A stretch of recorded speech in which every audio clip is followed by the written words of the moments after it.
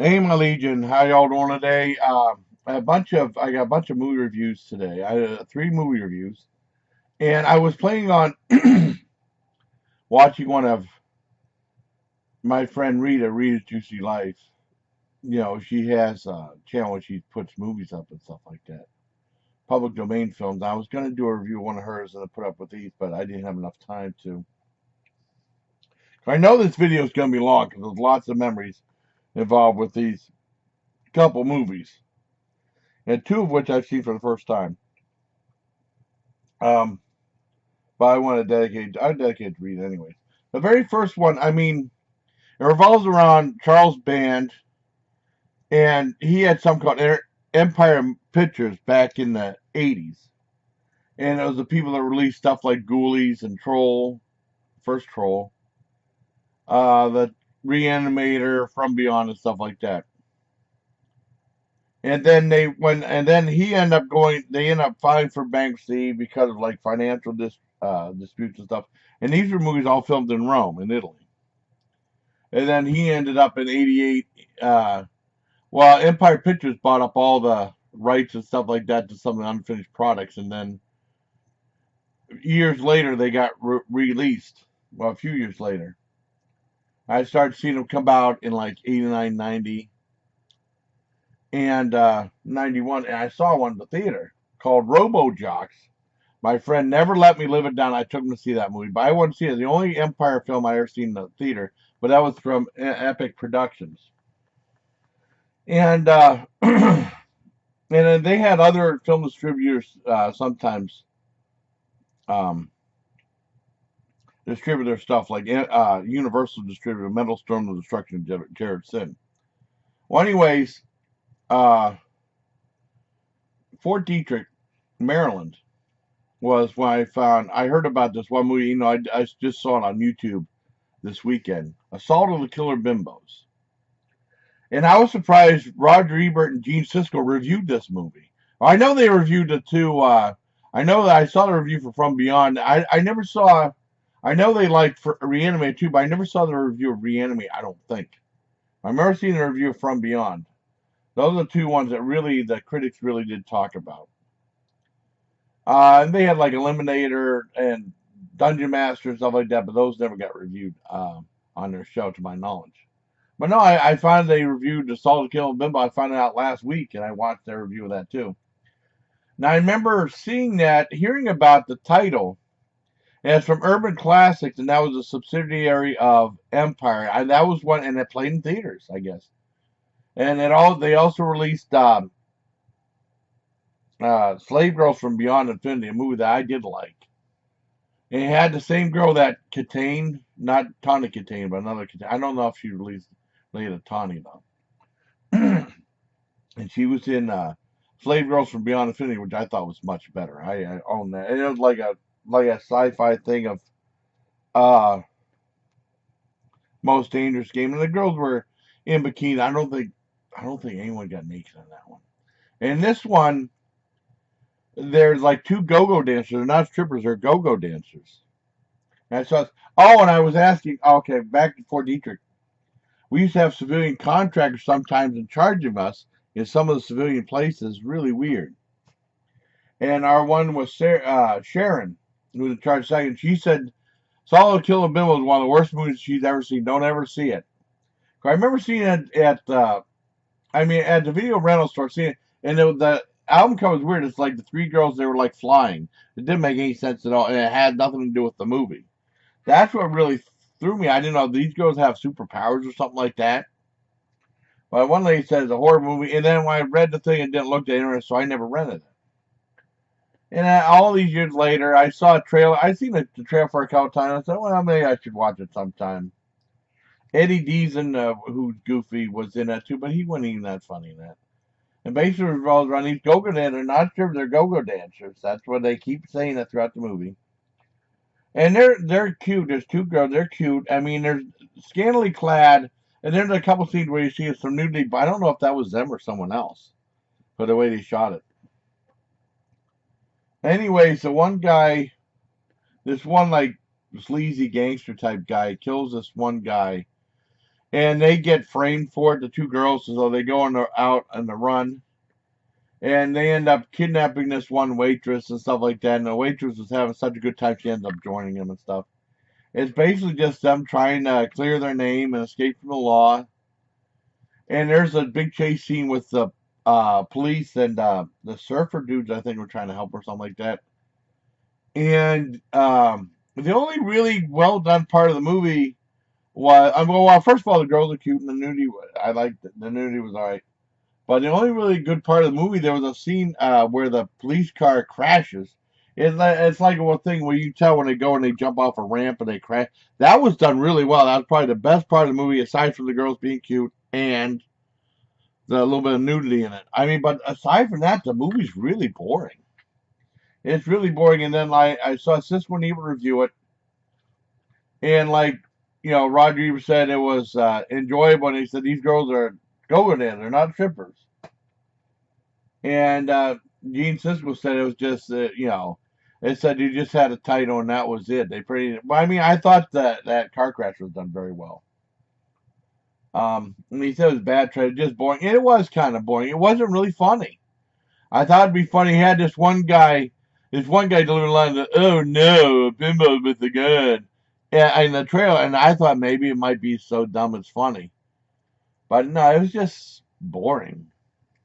I mean, from what I mentioned about that, I give it a very mild 2 out of 10. I think Slave Girls from Beyond Infinity is way better, but that doesn't have any nudity in it too. I don't think. I think it got R rating. I don't know how it got R rating. It might have nudity in it, but to my knowledge, I don't remember it. But no, I was really shocked just when he reviewed it though. But I did play in theaters, and this was when I was in the army.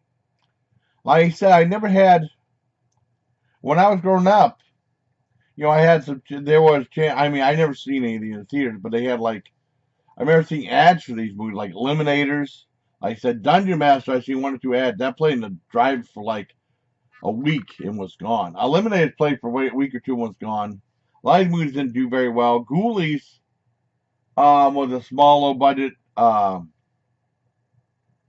success, along with Troll. They said Troll was their most successful movie. That played for a couple weeks at the Mill Creek Mall. When they had Mill Creek Mall used to have 3 theaters. Now Ghoulies, it was weird. The one thing I'll never forget about Ghoulies was I remember seeing ads and it playing at the theater. It was at the West Area Plaza. They play the more unusual movies or the smaller films, usually horror films and stuff. And I remember it played for a couple weeks and was gone. I was interested in seeing it. It was like we'll get you in the end, and they showed bald Ghoulie coming out of the toilet. I remember when it stopped playing. A month later, I saw it on video shelves. I was like, boy, that came out quick through Vestron. Yeah, Vestron was trying to release it as quickly as possible, cash in on some of their popularity and stuff. But I mean, they, like I said, a lot of companies bought some of the product. Like I saw, like Ghost Town was New World Pictures. That was really good. And New World Pictures also released Prison. Now MGM owns a lot of these movies. I know they own. Well, the next movie I'm going to mention, Arena. Now, Arena came out through Epic Productions again. But I mean, it's weird. You don't see the Epic Productions logo. You see MGM and you see Empire Pictures Presents. You don't see Epic Productions at all. And I know that was one of their later ones. I think they did in '88, but it didn't come out till '91.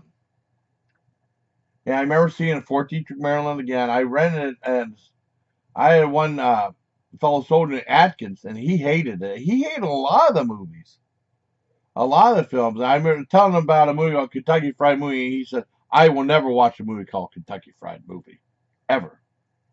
Whatever. I mean, you shouldn't be biased to a movie just because of its title. That movie's really funny, though, but that movie was dirty.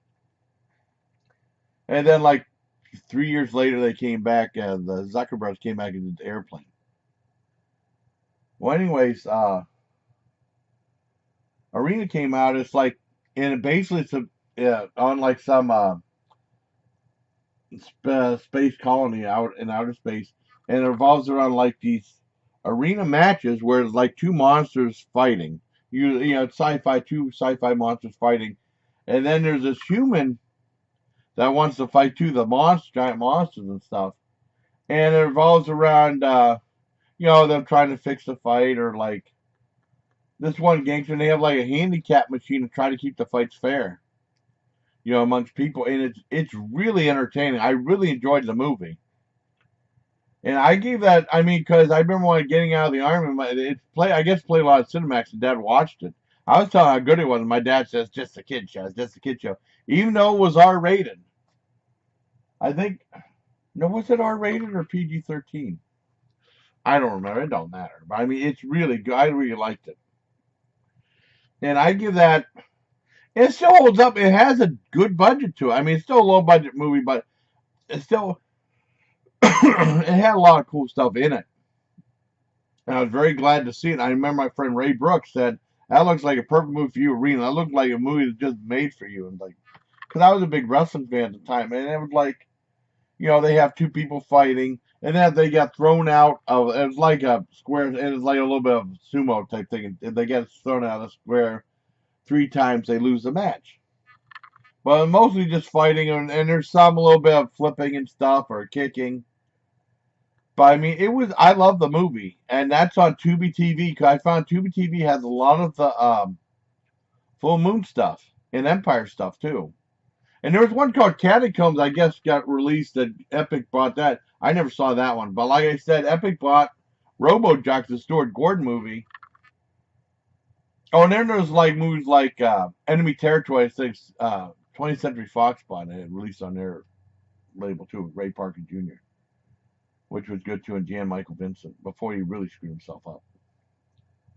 But I mean, Arena's a fun movie. I really enjoyed that one. I gave it a 10 out of 10 when I first saw it. Now watching it again, I give it a 9.5 out of 10. It still stands up, and it's still really entertaining. It's fun. But my dad said it was a kid show.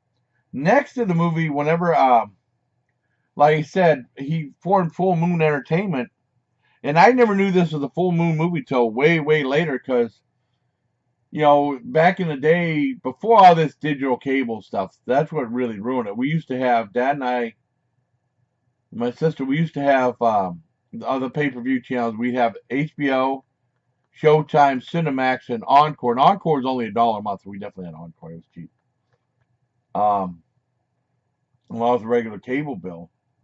And I think Dad ended up getting rid of Showtime, and we just kept HBO, Cinemax, or Cinemax and Encore. Then like 2001, they ruined it with that whole digital cable, so we ended up getting rid of changing it the way we did our cable. Well, anyways, this was 95. Going, I had, going to work and stuff, and there was a movie on Cinemax called Head of the Family. It played a lot. My dad said that's one of the dumbest movies I've ever seen in my life. Don't ever see it. I think I watched a little bit. I don't think I liked it at the time. And I found it was a Full Moon movie. I didn't know the whole gist of it.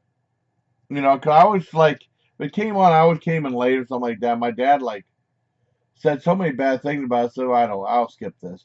Because there was some Full Moon movies I ended up skipping and then watch it years later. Like Puppet Master 5. I still haven't seen Transformers 4 or 5. I think there's a 6th one, too. I haven't seen those ones yet. The medieval ones. Because I love Transformers 3 so much, and that they changed that story and killed off that shark guy. So, man, maybe I'll give that a second chance maybe sometime down the road. I don't know. But over the weekend, I finally saw Head of the Family. I really enjoyed it. I mean, basically, it talks about this goofy family, like an Addams Family type thing. And family consists of, I mean, the guy you remember, the big Otis guy, who's a big, strong guy.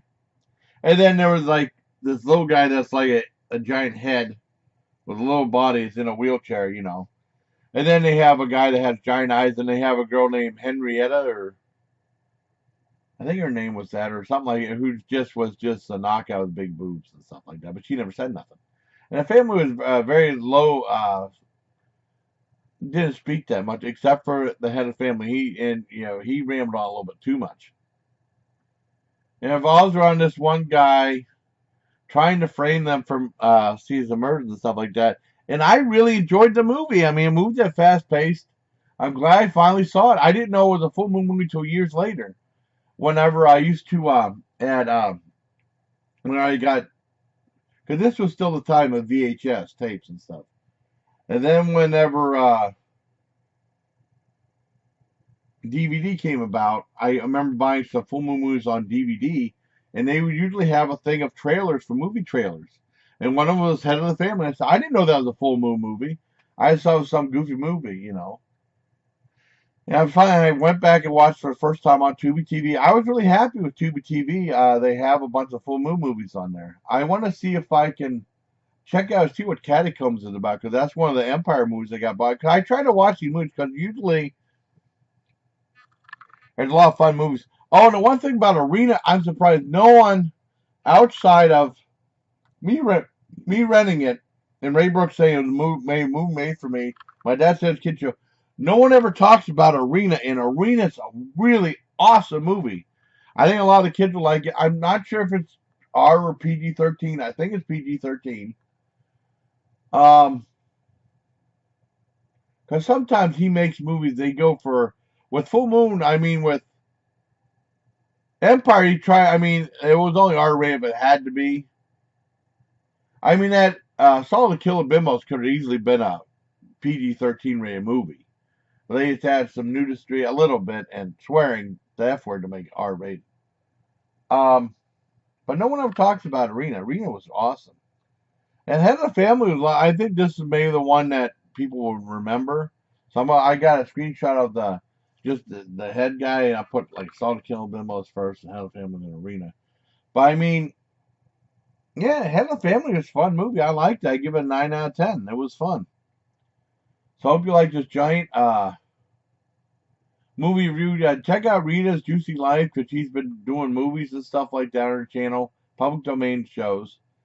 Like I said, I was gonna review one, but I mean, I wanted to put out this video. Well, I knew this video was gonna be long, so I'm gonna put out this 2:10 right now. It's scheduled for 2 o'clock showing, but I'm gonna post it right now as soon as I end the video. So I hope you like this video, buddy. Till next time, please take care, my legion.